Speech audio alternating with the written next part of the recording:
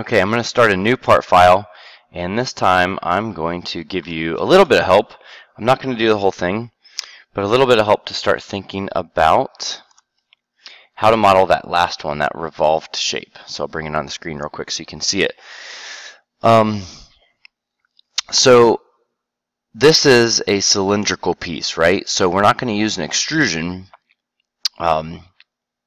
Potentially you could think about making a circle of the size and extruding it this way, kind of the length, but there's actually a faster way to do it. Okay, and if you did it that way, the first way I suggested, you would have to do a sketch here, for this, maybe start on one end, think a sketch with a circle, extrude it to here, start a new sketch on that end of the bigger circle, extrude it to here, so that's a second, then here a third one, extrude it, a fourth one, extrude it. So you'd have 4 sketches, 4 extrusions, and there's a faster way. With one sketch, I can imagine revolving something, okay, and that as something passes, kind of like imagine being outside and grabbing a pole and then, kind of spinning around the pole as your hand's attached to the pole, right? You went in a circular path, you revolved around it. We're going to do the same thing. We're going to kind of imagine what shape would leave this behind as it revolves, and it's simply exactly half.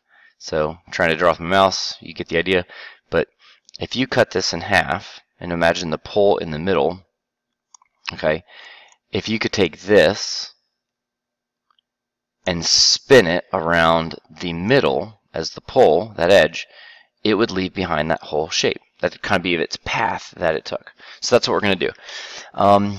I'm not going to do the whole thing, but what if I just do this side just to illustrate? All right. Now, one thing you have to recognize is that my sketch is only going to be half because I'm going to revolve around something, right? So the model over here will get created when this profile revolves around and does a 360-degree turn. So I only want half of it. So I need to pay attention to these distances, but I need to cut them in half, okay, these diameters. All right, so I'm really going to be drawing radiuses for kind of my height, if you will. The view I have, I'm going to call this height and this width. So my heights are going to be half of what they are here, but my widths will be full width. Okay, so I'm going to start basically with this corner, and it looks like I'm going to have to go up to that corner. So that's going to be half of the 2. So I'm going to go up 1 and then over 2. And then I'm already 1 unit from here. So if I go up again, that was 4. So I need to be half of that away from the middle, so which is a total of 2. But I've already done 1 here. So that's 1 over, I'll go up 1 again to get me my 2 units, half of that 4, okay? So it's up 1, over 2, up 1, and then this is over 2 again because of that 4. Okay, so follow along. I'm going to start a new sketch. I'm going to use my line tool. I'm going to go up 1 unit. Zoom out a little bit so that I don't go off the screen. And I'll type a 1 and hit tab. And then I'm going to make sure I'm vertical. And then I said I was going to go over 2 units. I'm going to type 2, hit tab to get a preview before I hit enter or select. I want to make sure that that's at 90 degrees. Hit enter. Okay, I'm going to go up 1 unit now. I'm at 90, perpendicular. Over another 2.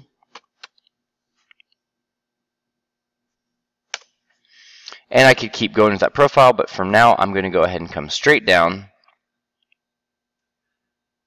So I'm horizontal from my starting point, and then I'll come straight back. So I've closed the region. I have to have a closed shape. So this is a closed figure. I want to revolve this. I'm going to hit Finish Sketch. And the Revolve tool works kind of like Extrude in the beginning. You press it, and you have to choose a profile. Although this is the only closed loop, so it's kind of auto-selected. But then, this came off the screen. Okay, after choosing a profile, you have to also choose the axis. So Inventor's kind of got these tabs, so when you go and select things, it knows what you're choosing. So I can toggle between profile and axis. Okay, so once your profile is selected, which it is because it's highlighted in blue, I would switch to this and then say, what do I want to revolve around? And by choosing that, it's going to spin. Now, I can turn the axis back on, and I can hold the control key and then select things, and that's a way to deselect something that's already selected. So if I clicked on the wrong line, I could deselect it and then try again.